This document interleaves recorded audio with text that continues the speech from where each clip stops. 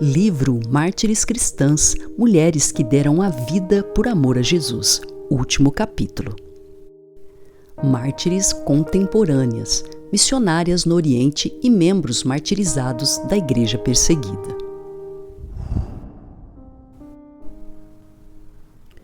Deus, Tu és o Senhor das circunstâncias. Nós não viemos para o Líbano por acidente. Nós estamos exatamente onde Tu querias que estivéssemos. Senhor, eu quero adorar-Te no lugar onde Tu me colocastes hoje. Ajuda-me a lembrar destas 4 palavras. Isso é obra minha. Frase de Bonnie Witherall. Devemos recuar e fugir do nosso chamado superior a Cristo Jesus, ou ousaremos avançar sobre as ordens de Deus em face do impossível? Vamos lembrar que a grande comissão jamais foi qualificada mediante cláusulas exigindo prosseguimento apenas se houvesse fundos abundantes e nenhuma dificuldade ou autossacrifício. Pelo contrário, é-nos dito que devemos esperar tribulações e até mesmo perseguição, mas através disso, a vitória em Cristo. Frase de John Stott, 1932. A Missão para o Interior da China, MIC, é uma sociedade missionária cristã protestante internacional e interdenominacional, com sede em Singapura. Ela foi fundada na Inglaterra por Hudson Taylor em 25 de junho de 1865, como sociedade missionária no exterior. Os cristãos chineses sempre passaram por perseguição, sendo a pior revolução dos Boxers, em 1900, quando suas propriedades foram confiscadas e muitos missionários foram mortos. Em Taiwan, 60 missionários foram mortos numa só tarde. Em outra província, foram martirizadas 54 pessoas. Calcula-se que um total de 188 missionários e 5.000 crentes perderam a vida. Muitas lágrimas e sangue foram derramados, tendo sido levantado um grande clamor a Deus. Nos anos que se seguiram à insurreição dos Boxers, a China não se livrou de forma alguma de sua hostilidade contra os estrangeiros. Os missionários eram vistos com suspeita, apesar de seus trabalhos serem em sua maior parte de natureza humanitária. Eles foram acusados de espalhar uma epidemia de cólera que varreu as províncias do norte em 1902, e como resultado, 2 membros da missão para o interior da China foram assassinados por uma multidão. Os anos de 1930 também foram difíceis para a China e os Estados Unidos, quando a Grande Depressão fez estragos com a economia mundial e o aumento da ameaça comunista dificultava o trabalho missionário.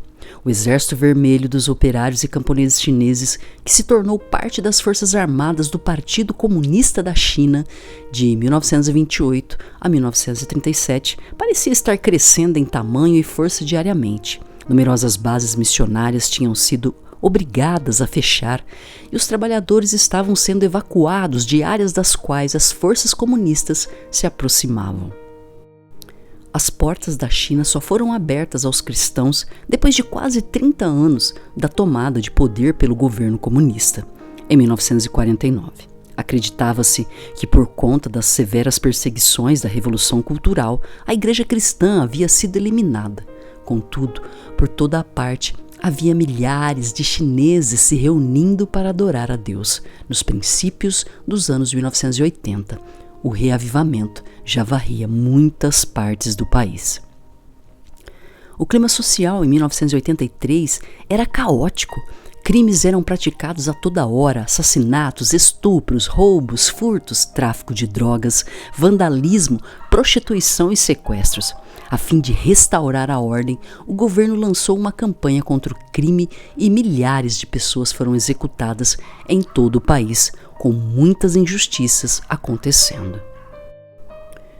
A igreja foi sempre o alvo de qualquer movimento político e nessa campanha anticrime também foi acusada de contra-revolucionária.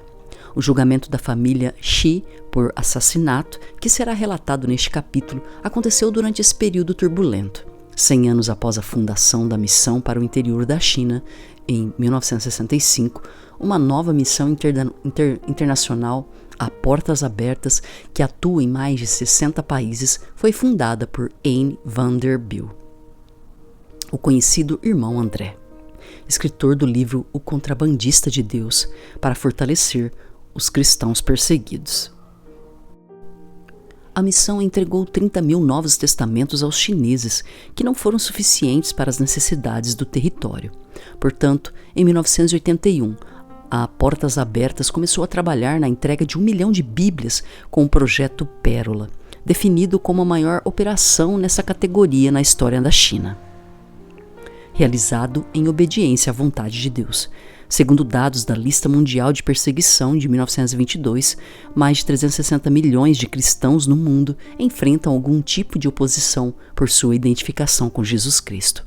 O número de cristãos perseguidos inclui todas as formas de hostilidade, não somente violência física. A perseguição afeta todas as denominações cristãs e sua intensidade depende da região do país onde se vive. Mesmo em países de maioria cristã, áreas dominadas pelos muçulmanos podem exercer uma forte pressão sobre os cristãos, até com atos de violência. O ambiente comunista sempre foi hostil ao Evangelho de Cristo, porque entende que a religião cristã é o veneno do imperialismo e uma ferramenta da interferência estrangeira. Os chineses declaram que em seu país só se deve acreditar no marxismo. Quem se tornar discípulo de Jesus será considerado contra-revolucionário. Essa perseguição religiosa ocorre quando os seguidores de Jesus não têm direitos de liberdade religiosas garantidos.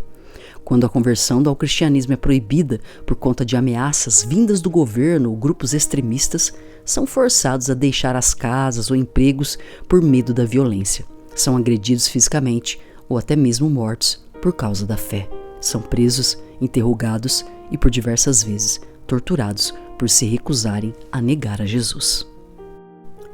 A cada ano, a perseguição aos cristãos se intensifica no mundo todo. O número de cristãos com medo de ir à igreja, que não têm uma igreja para ir e que precisam escolher entre permanecer fiéis a Deus ou manter os filhos seguros, só aumenta.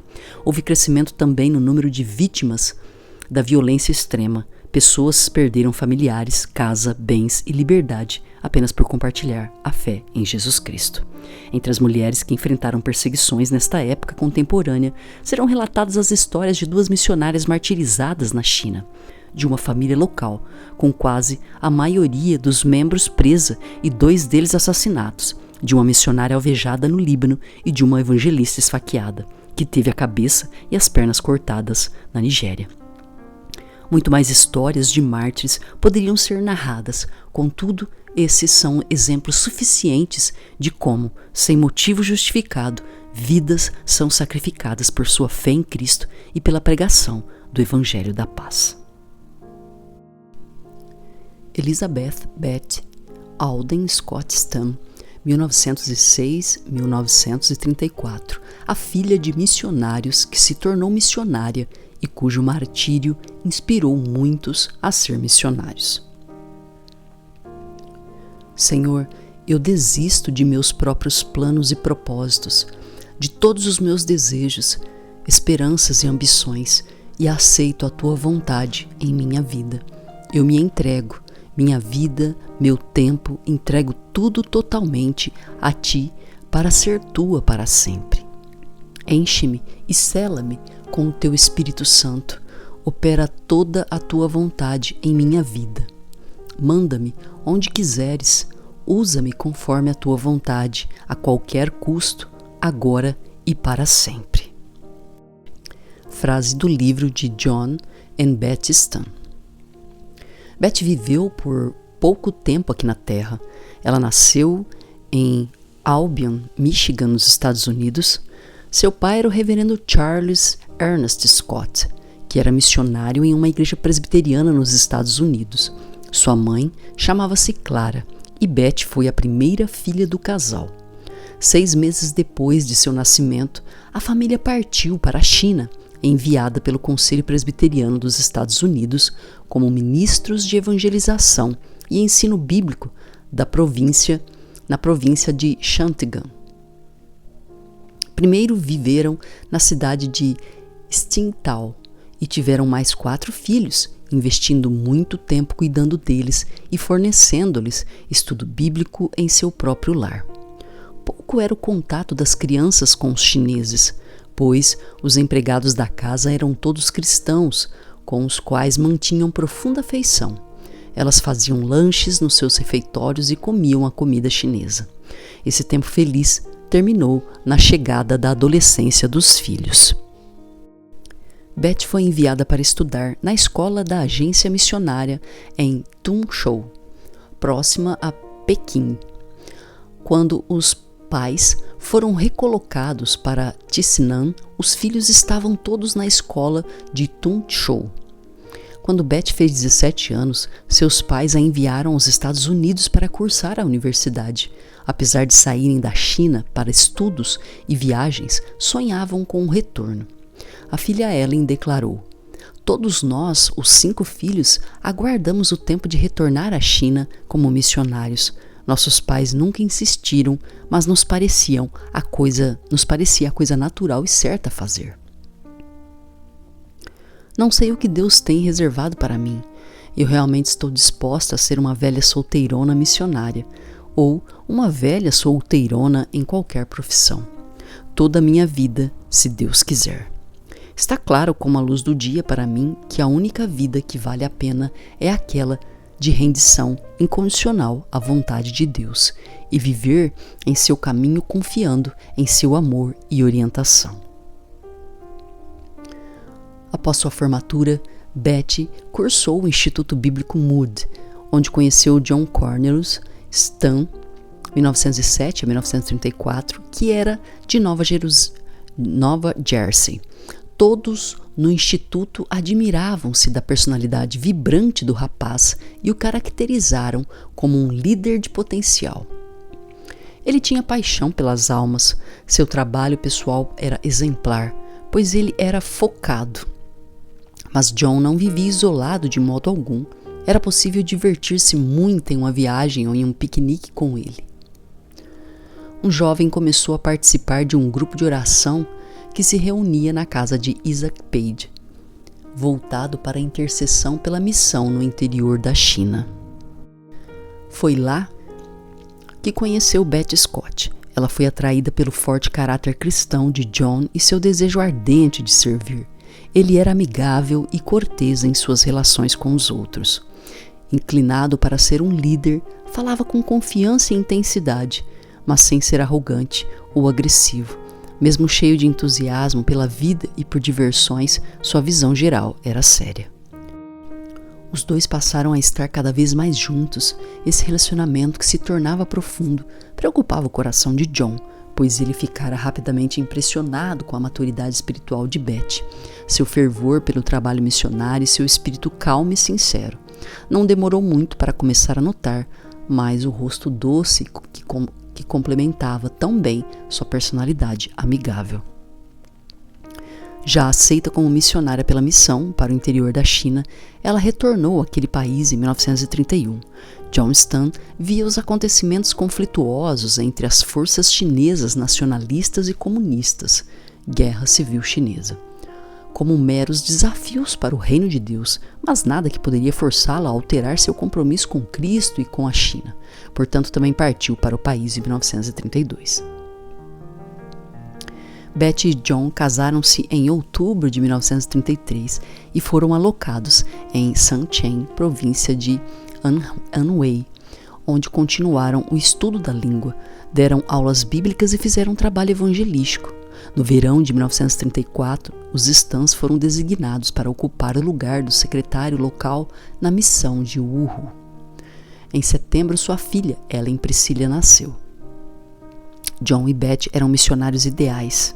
Eles tinham um amor ardente pelo povo chinês e trabalhavam duro para conquistar o coração daqueles a quem ministravam. Tinham um zelo honesto pela causa de Deus e ambos foram capazes de se adaptar notavelmente bem ao seu novo trabalho e ambiente. John fazia muitos progressos no aprendizado do idioma chinês e Beth esforçava-se bastante para aprender também. Os cultos na igreja nativa eram repletos de características que fascinavam John e sua esposa achava muito interessante ouvir o canto congregacional. Quando é hora da oração, todos se concentram nela. Quem usa óculos os retira, como sinal de respeito. Quando comungamos, levantamos de nossos assentos para receber os elementos. É considerado um ato respeitoso. John acompanhou dois evangelistas nativos a uma prisão local, onde realizaram um culto para cerca de 40 homens. A maioria dos prisioneiros pareciam muito pobre. 2 deles tinham ferros nos pés. John pregou sobre João 3,16. O casal ajudava na liderança das reuniões de crianças durante a semana e nas tardes de domingo. Um grupo de meninas começou a acompanhar Beth nas visitações e logo elas a lideravam em estudos bíblicos. Em 12 de novembro de 1934, os Stans deixaram o Hu, levando a bebê Ellen Priscilla, para começarem um novo trabalho em Tsinté. Fizeram a viagem em curtos trajetos, pregando o evangelho enquanto viajavam de cidade em cidade, distribuindo cópias da palavra de Deus. No final de novembro, chegaram ao novo campo missionário e se mudaram para uma grande e antiga casa chinesa que havia sido adaptada para a habitação de famílias missionárias. Quando John dirigiu seu primeiro culto naquela cidade, escreveu para sua família, dizendo que a audiência, embora atenta, era bem pequena, mas ele entendia que estava no início de seu trabalho ali. Além do seu próprio pessoal, compareceram apenas 4 pessoas. Para os amigos, escreveu que as coisas estavam sempre acontecendo de forma diferente da que se esperava, mas o Senhor os ajudava a estar satisfeitos com o plano dele em tudo, quer os estudos ou o trabalho fossem realizados, quer não. John enfatizou a necessidade especial de oração para que Deus ajudasse seus missionários a brilhar, pois estavam debaixo, em todo o tempo, de exame minucioso. Os chineses entendiam 1 Coríntios 4:9, porque a mim me parece que Deus nos pôs, os apóstolos, em último lugar, como se fôssemos condenados à morte, porque nos tornamos espetáculo ao mundo, tanto a anjos como a homens. Os cristãos eram como uma peça teatral para o qual todos olhavam. Parecia uma palavra profética, pois no dia seguinte, 6 de dezembro, uma tropa de comunistas chineses movia-se silenciosamente pelas montanhas, cruzando a fronteira. Não detectados pelas forças do governo, 2 milhares de soldados vermelhos atacaram Tsinghé. Eles mataram 14 pais de família e prenderam os missionários. Um magistrado fora avisá-los de que os comunistas estavam indo prendê-los, mas o ataque foi tão repentino que não puderam fugir. O inimigo já estava à porta. Os Stamps se ajoelharam em oração. Os bandidos arrombaram a fechadura do portão e correram para a porta da casa. John os encontrou sem medo e deixou 4 soldados entrarem. Ele falou gentilmente com eles e perguntou se estavam com fome. Beth serviu-lhes chá e comida. Os soldados exigiram todo o dinheiro que John tinha. Então o amarraram e o levaram preso. Depois voltaram e aprisionaram sua esposa e a filhinha.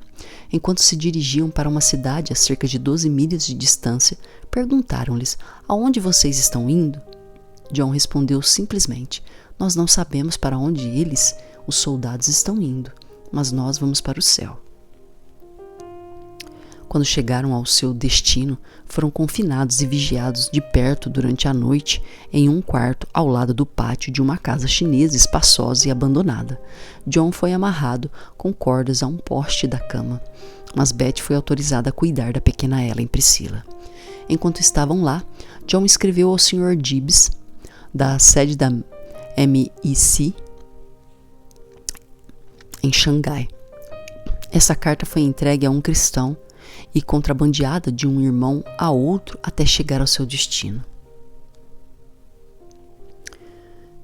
Missão para o interior da China, Xangai.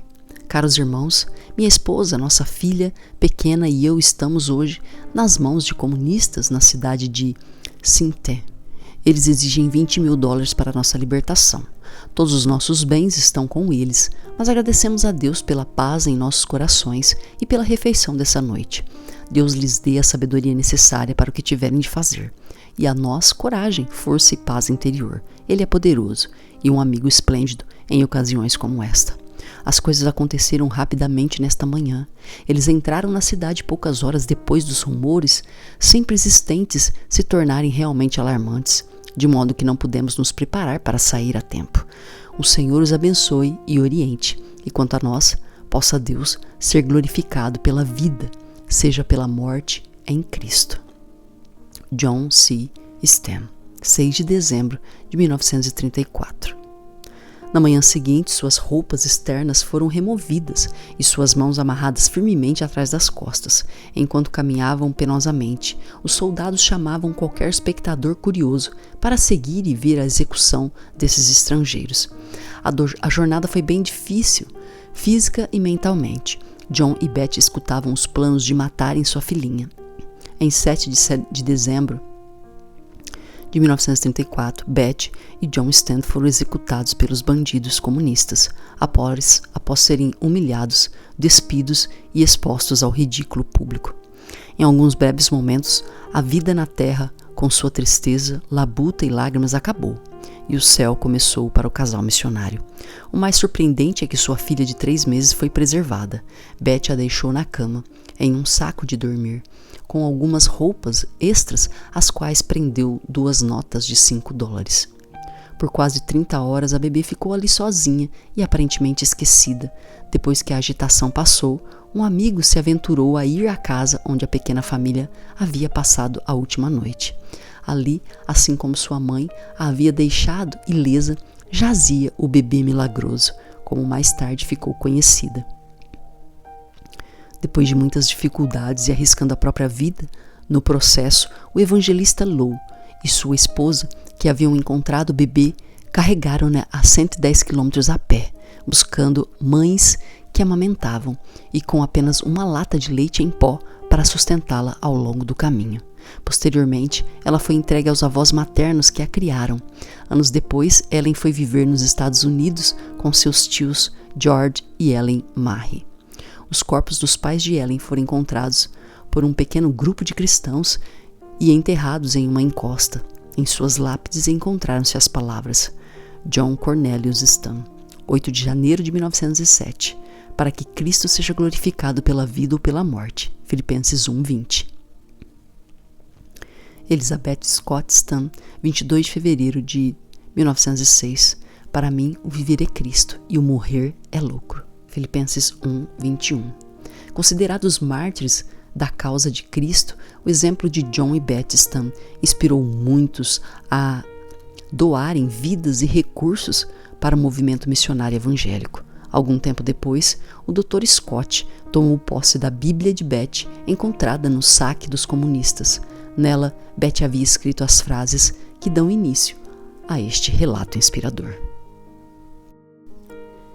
Família Shi, uma mãe e um filho, cristãos cruelmente executados com acusação infundada após prisão e tortura, 1983. Este é o relato de uma família de 11 pessoas com o sobrenome Shi, do povoado de Zhuangs, um distrito rural da China. O pai era Ge Shen, sua mulher Li Shi, seus 3 filhos, Utin, Umin e Yuan, suas filhas Xiao-Xiu e Xiaoqi, e sua nora Mein, esposa de Utin, com 2 filhos. O 11º integrante era o irmão do Sr. Shi, Guzen, ainda solteiro e que morava com a família. A senhora Shi, posteriormente martirizada, tinha 58 anos na época, sempre sorridente, demonstrando muito amor e compaixão. Ela conheceu a Cristo após uma grave doença e pela insistência de uma avó cristã. Quando ficou completamente curada, toda a família Shi creu no Senhor. A família inteira ia às reuniões para adorar a Deus, mas ao sentirem que estavam frequentando uma igreja morta como uma adoração formal, deixaram aquela igreja e convidaram pessoas para se reunirem em sua casa, iniciando uma igreja doméstica. Os supostos cristãos ficaram aborrecidos e denunciaram ao Departamento de Segurança Pública que aquela família se opunha à liderança do Partido Comunista, organizando reuniões subterrâneas ilegais. Por isso, os Shi sofreram muitas perseguições. Em 1983, a irmã de Mein, a Nora, foi diagnosticada com uma doença terminal. Mei-shun, a enfermeira, só sentia esperança em estar na casa de Men, onde os crentes orariam por ela. Após alguns dias, ela morreu subitamente.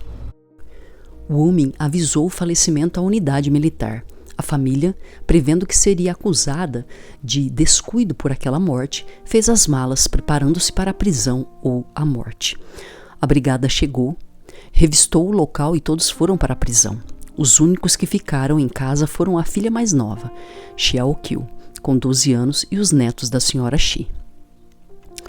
O Sr. Shi e seu irmão foram soltos 2 meses depois. A senhora Shi foi acusada de colaborar com o filho Wutin e de impedir a ida de Mei-shun para o hospital, como também de usar a força e matá-la propositalmente. Os dois, mãe e filho, foram julgados. Havia um juiz, um júri, o secretário do tribunal, vários oficiais e policiais armados. Nas paredes estavam pendurados chicotes de couro, bastões elétricos e outros instrumentos de tortura. A senhora Shi, ao ser interrogada, permaneceu calma e não demonstrou qualquer medo. Ela explicou que a falecida tinha uma doença terminal. O hospital a mandara para casa e ninguém pudera fazer nada a respeito. Raivosos, deram-lhe pontapés, chicotearam-na e bateram nela com os bastões até que ficasse inconsciente. Depois, interrogaram Wuti e Wumin. Quando eles retornaram à cela, estavam irreconhecíveis devido a tantos hematomas e as feridas sangrando. Ao filho mais novo, Won, que era professor, falaram: o que tem que fazer é simplesmente negar a crença em Jesus e contar sinceramente como sua família matou Mei-shun. Se fizer isso, será absolvido e poderá continuar ensinando. Esperamos que colabore conosco neste assunto. Won levantou a cabeça e disse: Jesus não é só Senhor da minha família, mas também meu Salvador pessoal. Eu jamais iria contra a minha consciência e negaria a minha fé por causa da minha condição de professor. Ele foi espancado até sangrar. Men também não ficou isenta do castigo. Cada membro da família se declarou responsável pela morte de Mei-shun, por não a ter enviado para a família ou para o hospital. O interrogatório da mais nova deles é digno de registro e inspiração. Interrogatório de Xiaoxiu, de 16 anos. O juiz, pensando que poderia tirar proveito daquela adolescente pequenina e magra, disse confiante: a sua família inteira confessou. O que você me diz agora? Quem causou realmente a morte de Mei-shun? Xiaoxiu respondeu calmamente: Mei-shun morreu de uma doença terminal. O que está querendo dizer com a sua pergunta? Quem causou a morte dela? Se quiser saber quem foi o responsável por orar a favor dela, posso então responder a sua pergunta, dizendo que foi minha irmãzinha e eu. Nós éramos mais chegadas a ela e oramos mais tempo. Furioso, o juiz bateu novamente na mesa e berrou: você é atrevida, é tão jovem, mas ousa querer enganar o governo do povo. Como é que vocês, simples crianças, podiam levar alguém à morte? Menina, prometo que não haverá céu para você aqui. Se continuar sendo teimosa e resistir, vou condená-la a 8 ou 10 anos de prisão. O seu futuro terá terminado. Não pense que estou brincando. Mantendo a compostura, Xiaoxiu respondeu: o meu futuro não é determinado por este mundo, mas pelo céu. Apontando o dedo para ela, o juiz gritou: não pense que por ser jovem pode resistir até o fim. Fique certa de que não a deixarei sair. Desta vez também vou sentenciá-la. Xiaoxiu respondeu com pouco caso: Já que caí nas suas mãos, não tenho planos para voltar para casa. Minha família está pronta para terminar o curso que o Senhor Jesus determinou para nós. Naquela tarde, os 9 membros da família Shi, amarrados, marcharam pelas ruas com cartazes pendurados no pescoço, levando as palavras assassinos deliberados. A família se submeteu a mais interrogatórios. Meishen, com 24 anos, estava noiva e foi abandonada pelo noivo por causa do que acontecia. Ela sempre procurava levar a culpa para diminuir as acusações contra sua irmã mais velha, Mei. A jovem foi tão castigada que não ficou 1 centímetro do seu corpo onde não estivesse ferida. Enfim, em 30 de agosto de 1983, em um teatro, condenaram a família Shi. O local estava repleto e era patrulhado por homens com metralhadoras. Introduziram toda a família amarrada. O juiz principal pronunciou a sentença, apontando os 9 como líderes de seita cristã, contrários à liderança do partido, do governo do povo e da igreja patriótica, das 3 naturezas. Então declarou que os acusados impediram Mu Meishun de buscar tratamento no hospital e a espancaram até a morte. Seguem as sentenças. A senhora Shi Lixi foi considerada líder da organização e a principal acusada do crime, sendo sentenciada à morte. Seu filho mais velho, Shi Wutin, também foi considerado líder sentenciado à morte. Mu Mein foi condenada à prisão perpétua.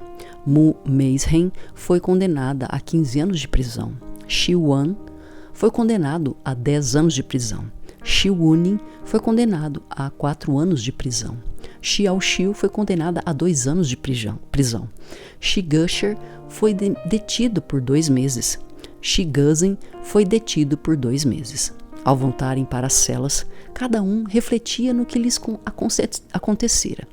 A Nora Mein pensava em como um casal idoso e amoroso seria separado e como sua sogra e seu esposo se tornariam mártires pelo Senhor.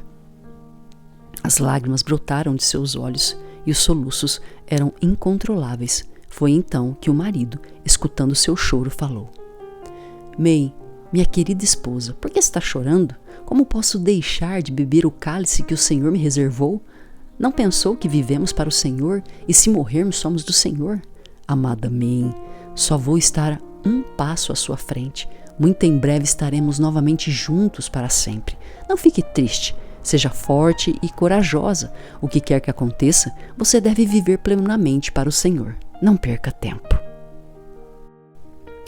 O casal desfrutou de suas 2 semanas para se consolar na contemplação um do outro, através das grades, compartilhando a mesma cela com a sogra. Mei pôde ajudá-la em tudo e elas oravam juntas por mais povo, autoridades, perseguidores, igreja e família. Certa noite, ambas sonharam que vestiam roupas brancas e voavam em direção ao céu, até que contemplaram a Cristo, com as mãos estendidas para recebê-las. No sonho, ele enxugou suas lágrimas e tocou levemente na cabeça delas. O dia da execução chegou, 14 de setembro de 1983. Wutin e sua mãe estavam calmos. Ajoelhados esperando que mais de 40 soldados disparassem contra eles, a ordem foi dada. Todos caíram mortos, menos Wutin e sua mãe, que continuavam ajoelhados. As autoridades não queriam que eles morressem facilmente. Eles ainda iriam desfilar para o público e seriam executados em outro local.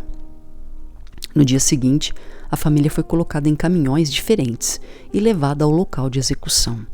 Wutin sorriu para a esposa e disse: Mei, eu vou primeiro, espero você na casa do pai. Adeus. A irmã dela, Mei Shun, era a que mais desejava desfrutar do privilégio de sofrer o martírio com eles e se encontrar logo com o Senhor.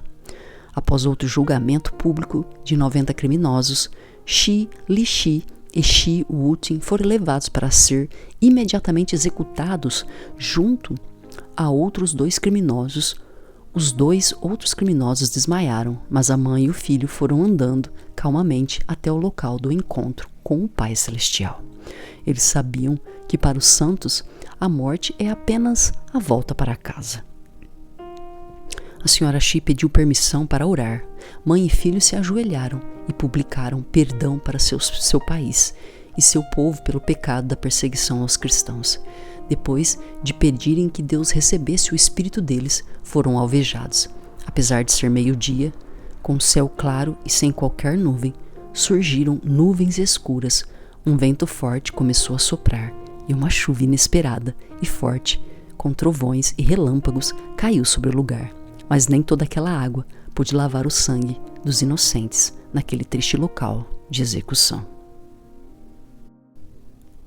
Bonnie Denise Penner Witterall, 1971-2002, cuidadora das mães e de seus recém-nascidos, baleada no Líbano. Minha oração é que a morte de Bonnie e a imagem da morte de Cristo levem muitos de volta à cruz e ao céu. Frase de Joseph Stowell, líder do Instituto Moody. Agora estamos pensando em ir para a Península Arábica. Parece haver muitas opções para nós lá. Ensinar inglês, trabalhar com turismo ou apenas aprender árabe. Não sei agora o que Deus me tem destinado. Ele está me conduzindo por um caminho que não entendo muito bem, mas eu vou segui-lo. Do diário de Bonnie Apud Witterall. Os ancestrais de Bonnie de ambos os lados eram menonitas, alemães que viveram na Rússia e fugiram para o Canadá no início do século XX. Eles criaram seus filhos em profundo amor e ensino sobre o Evangelho de Cristo. Bonnie era filha de Anne e Al, um conselheiro envolvido com o Ministério de Evangelismo em Los Angeles.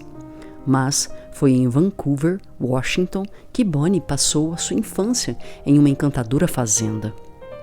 Aos 10 anos, em um domingo depois do culto em sua igreja, perguntou a sua mãe: "O que eu faço para saber se vou para o céu?" A mãe explicou que ela saberia se cresce em Jesus Cristo como seu Salvador. Nessa tarde, Bonnie entregou a sua vida a Cristo. Aos 14 anos, ela se juntou ao grupo Missão Internacional de Adolescentes, que envia milhares de adolescentes para várias partes do mundo a fim de compartilhar sua fé.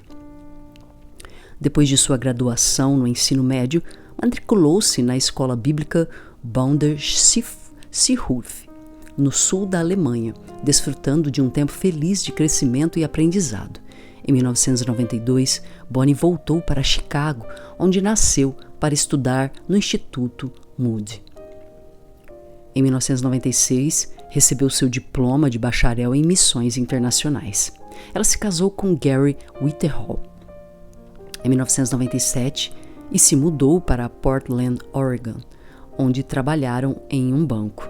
Bonnie estava se sentindo arrastada para o Oriente Médio e não sabia se poderia convencer o esposo Gary a ir. Então começaram a olhar para os países do Golfo Pérsico, mas descobriram que em muitos deles Bonnie teria que vestir roupas pretas e usar véu, e o esposo não gostava dessa ideia. Ao ouvir os amigos falarem sobre o Líbano, ficaram mais animados. Lá você pode ser o que quiser, é um lugar lindo, tem montanhas, neve e é muito fértil por causa do clima mediterrâneo, e há cristãos lá. Na véspera da partida, Bonnie não queria ir, pois mesmo animada, não gostava da ideia de deixar sua casa. No entanto, fazia sempre seu voto a Deus. Senhor, eu quero me comprometer contigo mais uma vez. Obrigada por me amares incondicionalmente. Obrigada por enviares teu filho Jesus ao mundo para me perdoar e nos dar esperança. O casal passou a se informar mais sobre o Líbano, sobre a colisão de muçulmanos e maronitas cristãos, uma frágil parceria que durou até 1970, pois a população muçulmana cresceu muito mais e ocorreu também a chegada de palestinos ao sul do país. Na época de conflito entre os israelitas e a Palestina, em 1982, Israel marchou sobre Beirute e ocupou o Líbano por 2 décadas. Posteriormente, os romanos tornaram-se a força política religiosa e cultural dominante naquele país. O casal missionário entendeu que era chegado o momento. Assim, partiram de Londres para Beirute. Eles haviam sido convidados para trabalhar em 2 igrejas, a terceira maior igreja de Sindon, próxima à fronteira de Israel, e uma congregação pequena, com um posto clínico e um local de reunião de trabalhadores cristãos. Em Sindon, ao sul do Líbano, o trabalho de Bonnie era na clínica, no 2º andar de uma congregação da Igreja Batista de Fayetteville, onde atendia pobres mulheres palestinas grávidas. Por mais de 1 ano cuidou delas, com muita dedicação e amor.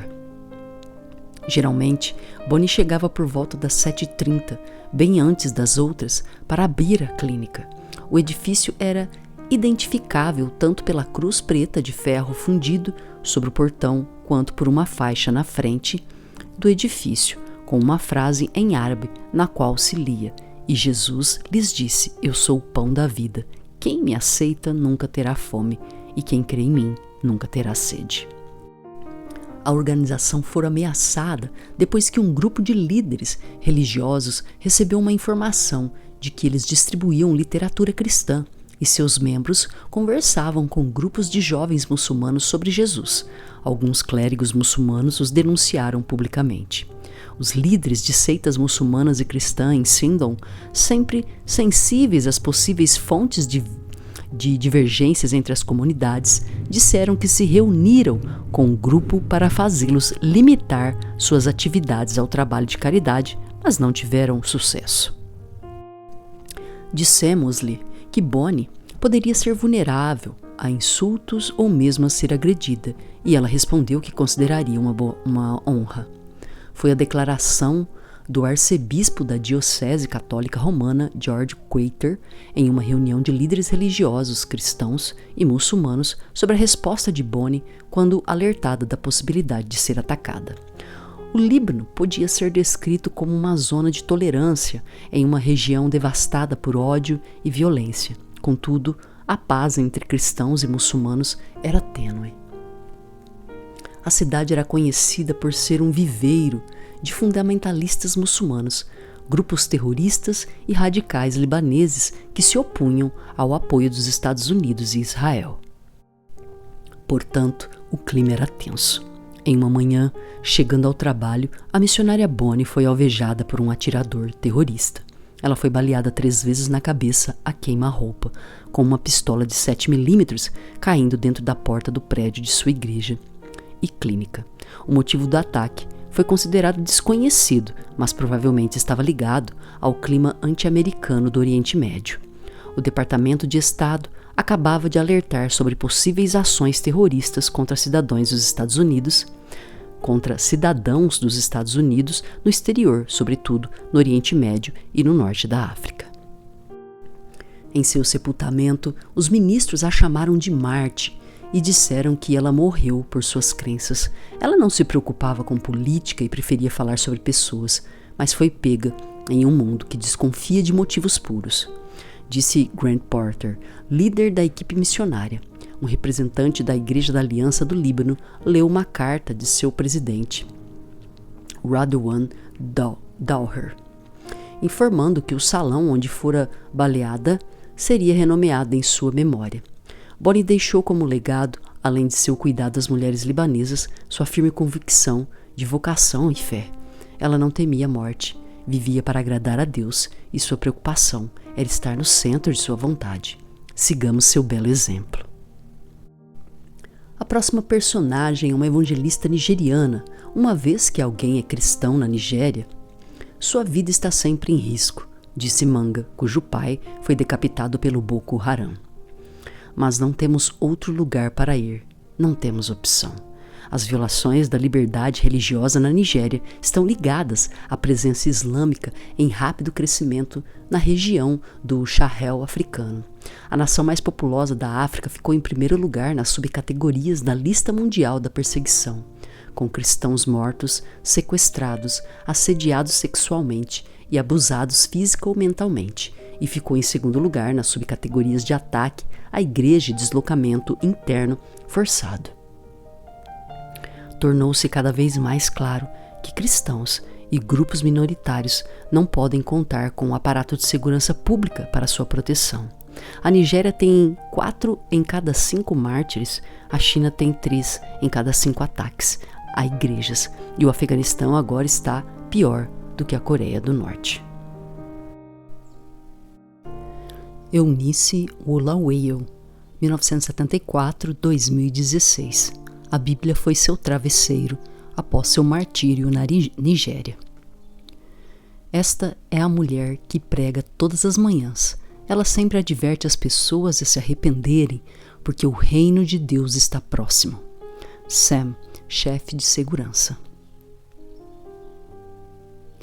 Ninguém pode entender como me sinto. Ela é inocente, não fez mal a ninguém. Ela usa apenas seu megafone e a Bíblia para pregar. Eles a mataram como uma galinha e a deixaram lá. Filha da evangelista assassinada.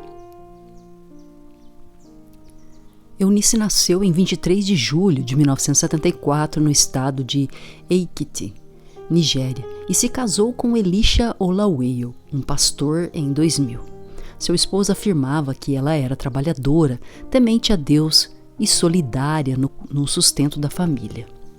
Eunice era uma mulher humilde e uma pregadora apaixonada. A família vivia na área de Kibua, da capital nigeriana, Abuja, e era formada pelo casal e 7 filhos. Ela era bem conhecida por ter pregado naquela área por 16 anos. A evangelista costumava usar um megafone e pregar diariamente nas ruas. Quando Elisha, seu marido, a ouviu falar de uma mesquita próxima ao local onde pregava, alertou-a sobre o perigo que corria. Mas ela não lhe deu ouvidos, pois sentia grande alegria em divulgar o evangelho de Cristo. Saindo de casa antes das 6 horas da manhã para seu clamor matutino. Mas em 9 de julho de 2016, ela saiu e não voltou mais. Eunice Olaweyo, de 41 anos, foi decapitada e morta enquanto pregava uma mensagem bíblica em Abuja, capital da Nigéria. Foi encontrada com a cabeça apoiada sobre a Bíblia que costumava usar nas pregações. Acredita-se que foi decapitada e teve as pernas arrancadas por fundamentalistas islâmicos. Ela foi encontrada em uma poça de sangue com sua Bíblia, um megafone e seu celular, depois que saiu de casa por volta das 5 horas da manhã daquele dia fatídico. O relatório da polícia também indica que Eunice foi esfaqueada no estômago no momento do ataque. 6 suspeitos foram detidos e ficaram sob investigação.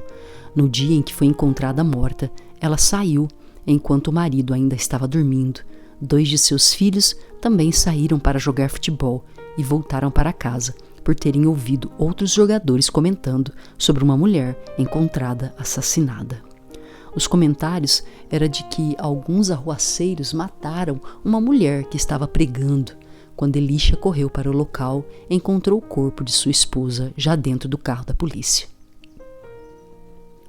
O portal Christian Daily relembrou que no início daquele mesmo ano, o bispo nigeriano Matthew Hassan Kulkaki visitou os Estados Unidos para aumentar a coincidência sobre a perseguição aos cristãos em sua terra natal.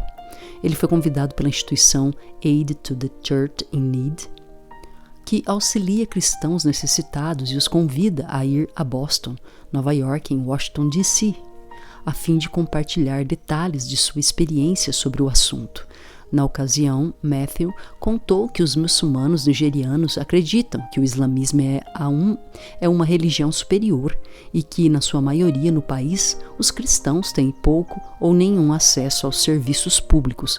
Além disso, templos estão sendo incendiados e as autoridades nada fazem.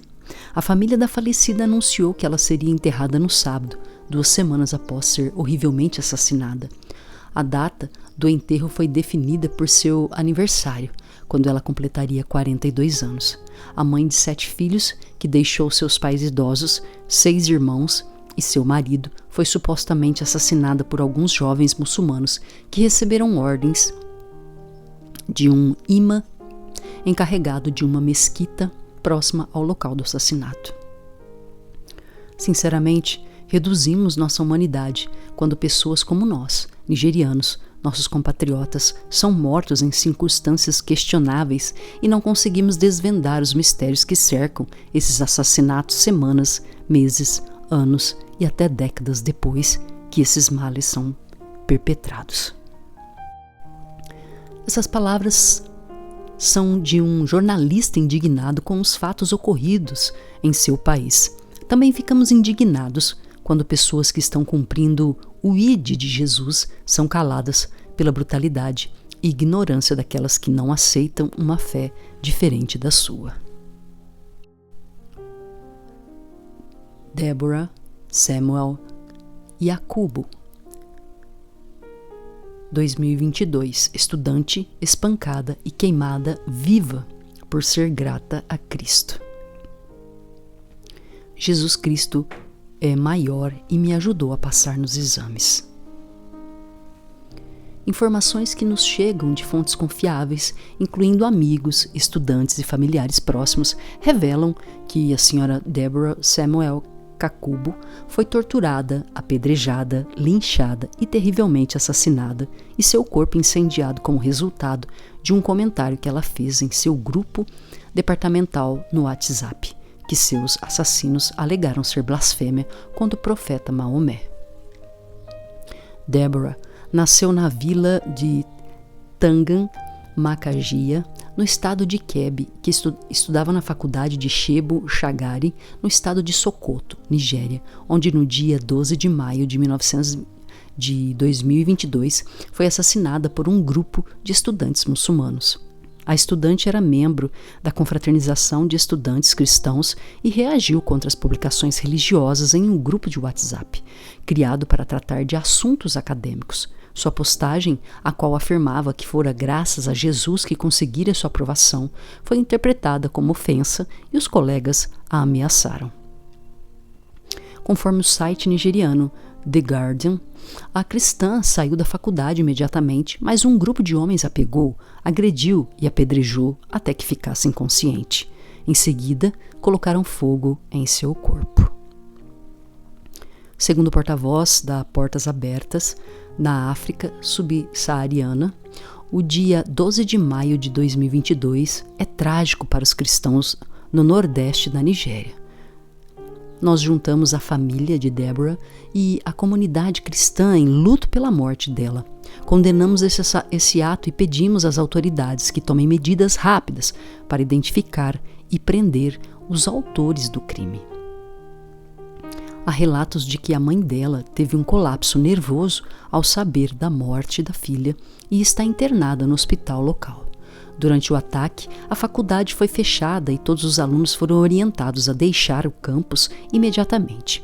Os policiais afirmaram que os estudantes fizeram uma barricada na estrada de Sokoto e Jega, mas que prenderam 2 pessoas envolvidas no assassinato. Sokoto, no nordeste do país, pertence aos 12 estados onde o governo é baseado na Sharia, conjunto de leis islâmicas. As autoridades da região condenaram o incidente e pediram que as agências de segurança punissem os verdadeiros culpados. O Conselho do Sultanato do Estado publicou um comunicado de imprensa afirmando que condenou o incidente em sua totalidade e pediu às agências de segurança que levassem os autores do incidente injustificável à justiça. De igual forma, o líder cristão local Matthew Hassan Kuka expressou tristeza pela morte de Deborah e solicitou que família, colegas e autoridades da escola tenham garantia de que os culpados sejam julgados conforme a legislação do país, independentemente da motivação.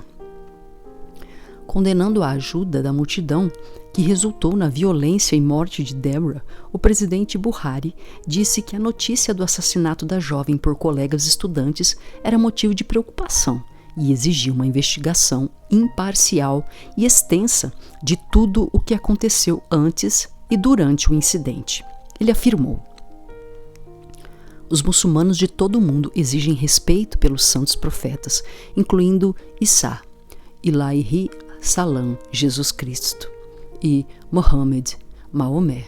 mas onde ocorrem transgressões, como é alegado nesse caso, a lei não permite que ninguém faça justiça com suas próprias mãos.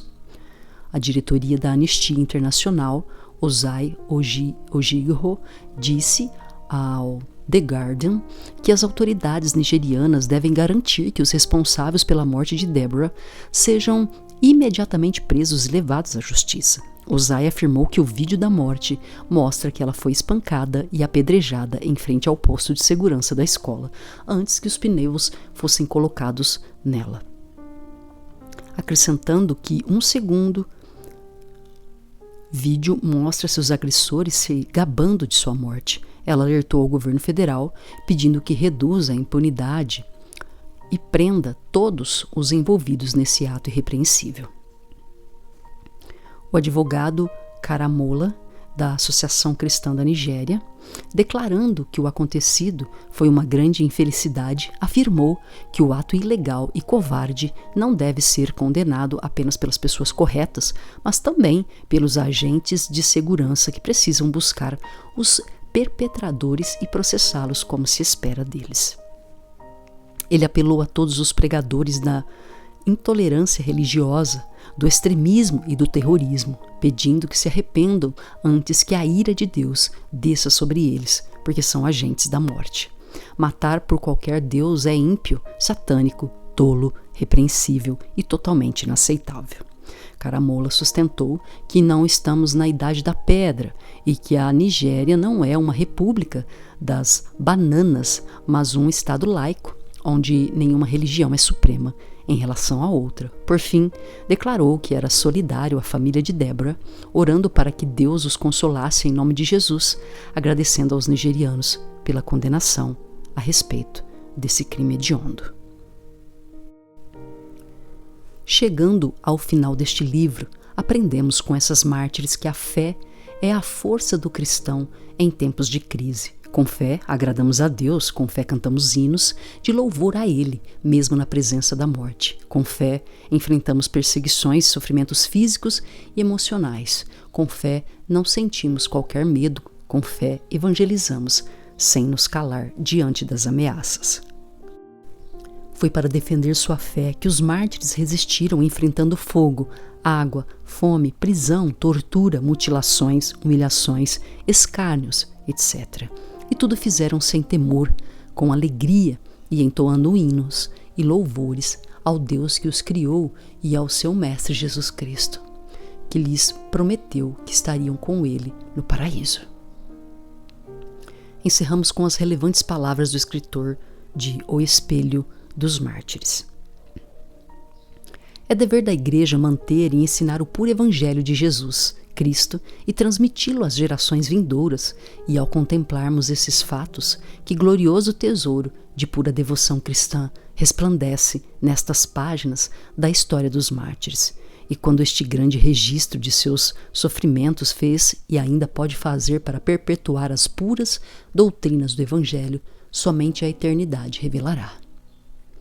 Que assim procedamos e sigamos ensinando o puro Evangelho de Cristo. Palavras finais. Foi enriquecedora a pesquisa do relato de cristãs que sofreram o martírio na fidelidade à fé cristã. Como é bom ler, escrever e se emocionar durante o processo e posteriormente com as reflexões das leituras feitas pelos leitores. Constatamos novamente a dificuldade de encontrar mais dados sobre as mulheres na história cristã. Sabemos que o incômodo pela não citação dos nomes femininos não causou estranhamento por muito tempo, até que finalmente se tornasse objeto de pesquisa e descobertas, abordando os motivos pelos quais isso ocorreu. O interesse pelo estudo da história das mulheres surgiu no século XX e somente na segunda metade desse século foram cogitadas as causas dessa negligência.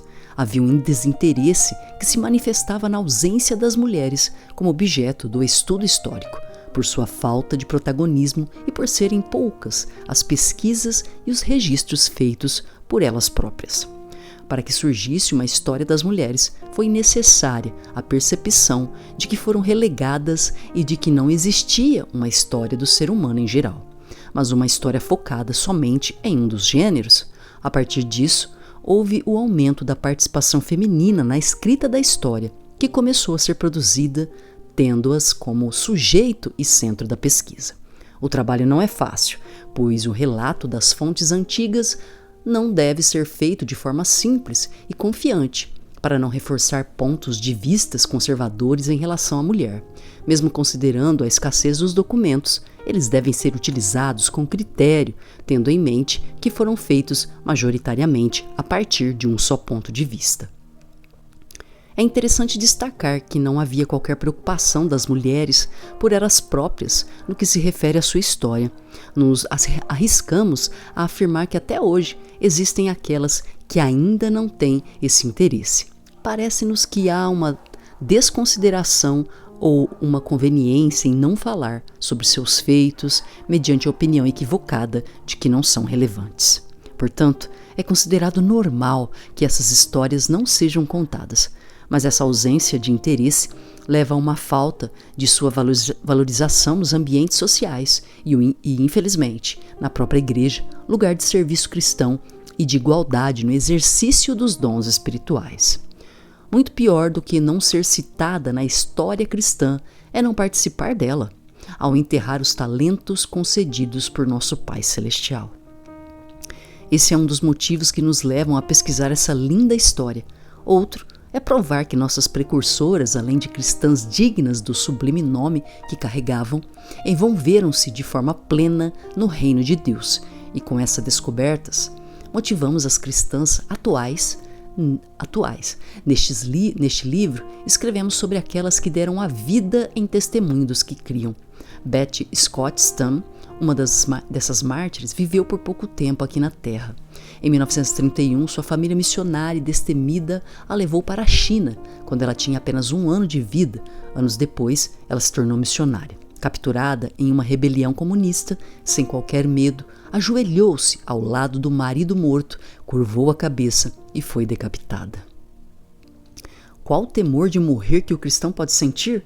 Foi a pergunta feita pelo missionário Hamilton, que relatou o martírio do missionário J. W. Vinson. Quando lhe perguntaram se ele tinha medo de morrer, respondeu: "Não, se você atirar, eu vou direto para o céu." Os soldados chineses dispararam e Vinson foi para o céu, entregando sua vida até a morte. O poema intitulado Medo? De quê? Foi escrito pelo missionário presbiteriano E. H. Hamilton após o martírio daquele seu amigo nas mãos dos soldados rebeldes da China. Uma menina que conseguiu escapar relatou um incidente que serviu de inspiração para o poema. Medo? De quê? Medo de quê? De sentir as alegres libertação do espírito? De passar da dor à paz perfeita, da luta e tensão da vida cessar? Medo disso? Medo de quê? De ver o rosto do Salvador, de ouvir suas boas-vindas e descobrir a glória brilhando das feridas curadas por sua graça? Medo disso? Medo de quê? De um flash, um estrondo, um coração perfurado, da breve escuridão da luz? Ó, arte do céu! De ver a ferida dele em contrapartida? Medo disso? Medo de quê? De fazer na morte o que na vida não poderia, de batizar com sangue um terreno pedregoso até as almas florescem do local? Medo disso? E. H. Hamilton. Esse poema foi citado em carta pelo missionário Martin Johnston aos seus pais. Ele concluiu seu relato louvando a Deus porque tudo estava bem, afirmando que se tivessem que partir antes, seria apenas para desfrutar mais rápido da bem-aventurança da presença do Salvador e ser liberados da luta contra o pecado e Satanás. Enquanto isso não ocorre, eles continuavam a louvar aquele de quem fluem todas as bênçãos. Queridos leitores, continuemos a louvar o doador das mais maravilhosas bênçãos e sigamos as recomendações de Hebreus 12, de 1 a 2. Portanto, também nós, visto que temos a rodear-nos tão grande nuvem de testemunhas, desembaraçando-nos de todo o peso do pecado que tenazmente nos assedia, Corramos com perseverança a carreira que nos está proposta, olhando firmemente para o autor e consumador da fé, Jesus, o qual, em troca da alegria que lhe estava proposta, suportou a cruz, não fazendo caso da ignomínia, e está assentado à destra do trono de Deus. Fim.